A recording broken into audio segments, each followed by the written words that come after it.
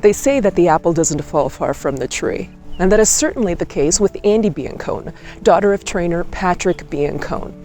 Having joined his operation 3 years ago, she has learned a great many lessons, chief among them, commitment, dedication, and good old-fashioned hard work.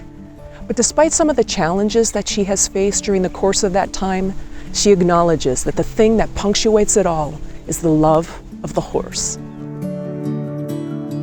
I flipped back into my second grade journal or something, and I remember we did an assignment. It asked what do you want to do? What do you aspire to be? And everybody in my class was like, oh, I want to be an astronaut, I want to be a rock star. And I was like, I want to be my dad's assistant trainer, because that way I could spend more time with him and the horses. And obviously didn't have very high aspirations as a child, but here we are, living the dream.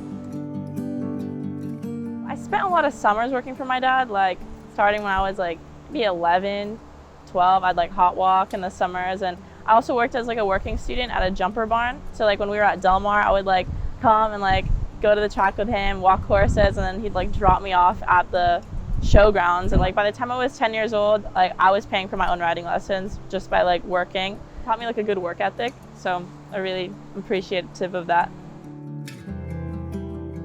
My dad is my best friend. I love him more than any person in the whole world, but he literally makes me want to pull my hair out every single day. We're super tight. He's my best friend, but we obviously butt heads all the time, so it just comes with it. He's pretty hard to work for, I have to say, and he honestly, he treats me a little bit different than anybody else, in a sense where he makes me work harder.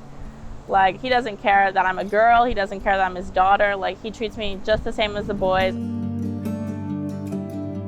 I definitely see myself being a trainer. I've wanted to be a trainer since for as long as I can remember. I remember career day, in the first or second grade, I walked up and I literally just had a puffy vest, my racing form, my clock, and everyone was like, what are you? I was like, I'm a trainer. Duh. So that's what I really want to do. And I'd like to just expand my dad's business, and really, I think this industry is so special, and it needs young people. It needs young people to highlight how special it really is. And yeah, I think I'd love to do that. I love these horses more than anything, and so does my dad, and so do the majority of the people on the backside. It's a labor of love.